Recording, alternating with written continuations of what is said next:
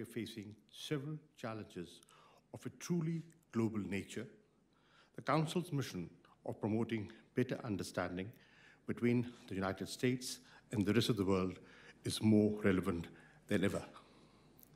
Ladies and gentlemen, I am sure that the recent developments in Afghanistan are on everyone's mind, and I would share Pakistan's perspective on them in due course. But I want to begin with how Pakistan envisions the future of its relationships with the United States. I do not need to educate this learned audience on the cyclical nature and the historic ups and downs of the Pakistan-U.S. relationship. Our engagement has often been narrowly framed, dictated either by short-term security interests or the imperative to deal with a common challenge. We want to break out of this pattern. After the horrific September 11 terrorist attacks, Pakistan and the United States came together to decimate Al-Qaeda's core leadership and architecture. Our cooperation produced results, leading President Biden to conclude earlier this year that the United States had achieved its core objective in Afghanistan. Now that the U.S. military mission in Afghanistan is over, we want to take our relationship beyond counterterrorism and Afghanistan, which of course would remain priorities. For Pakistan, the United States remains an important partner. The United States is still our largest export market and a major source of foreign remittances. There is cultural affinity between the United States and Pakistan, which is one of the largest English-speaking countries in the world. Talented young Pakistanis continue to gravitate towards American college campuses and Silicon Valley incubators. We have a large and politically engaged Pakistani-American community that is a bridge between our two countries. In short, we have all the ingredients in place to build a more substantive and a broad-based relationship that is anchored in trade, investment, and people-to-people linkages. As Pakistan shifts its focus towards geoeconomics, we want to leverage our connectivity infrastructure, including the China-Pakistan Economic Corridor, to enhance regional trade and economic integration. We see the United States as an important partner in this regard. Sitting at the crossroads of South and Central Asia, Pakistan is a market of over 220 million people with a growing middle class. Pakistan's young but exciting startup tech culture showcases our untapped investment potential. US companies like ExxonMobil have a long history of working in Pakistan. With the government's climate-friendly energy policies that are now tremendous, they offer tremendous opportunities for US companies that specialize in renewable and clean energy. An economically strong Pakistan can be an anchor for stability in a region that has suffered through 40 years of war in Afghanistan.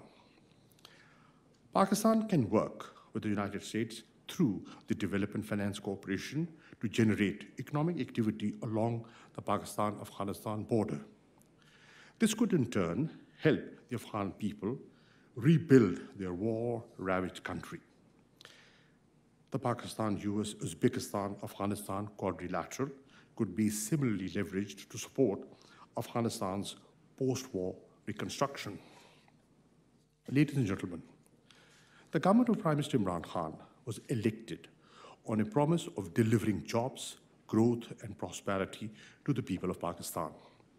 We knew that achieving such an ambitious domestic agenda would be impossible without peace on our borders. Accordingly, Prime Minister Imran Khan offered that he would take 2 steps towards peace if India takes 1. Our message was simple. Pakistan and India should be fighting poverty instead of each other.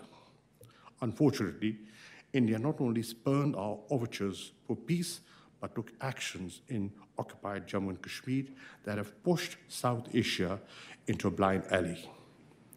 Prime Minister Khan had come to the UN 2 years ago and warned that India's illegal and unilateral actions in the disputed territory of Jammu and Kashmir would not silence the Kashmiri people's cry for self-determination, no matter what level of violence and suppression India unleashes against the Kashmiris. This has proved to be true. Earlier this month, the death of Kashmiri leader Sayyid Ali Shah Gilani illustrated the cynical manner in which Indian occupation is being perpetuated. India was so frightened of the moral authority wielded by the 91-year-old freedom fighter who had spent the last decade of his life under house arrest that it did not even let Mr. Gilani's family bury him as per his wishes. This was disgraceful, to say the least. Pakistan, human rights, and political inclusivity.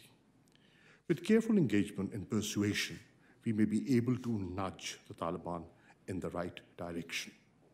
Ostracizing Afghanistan proved to be a mistake in the 1990s, and it would be a mistake now. An isolated and unstable Afghanistan would be exactly the kind of place that would lure terrorist groups. Pakistan is already experiencing an upsurge in terrorist attacks by the Tehrik-e-Taliban Pakistan and the Balochistan Liberation Army. And we all witnessed the horrific consequences of the Daesh suicide bombing in Kabul last month. So while we should expect the Taliban to honor their pledge and not allow terrorist groups to use Afghan territory to attack any other country again, we have to find more creative ways to elicit their cooperation on a sustainable basis. Coercion will not do.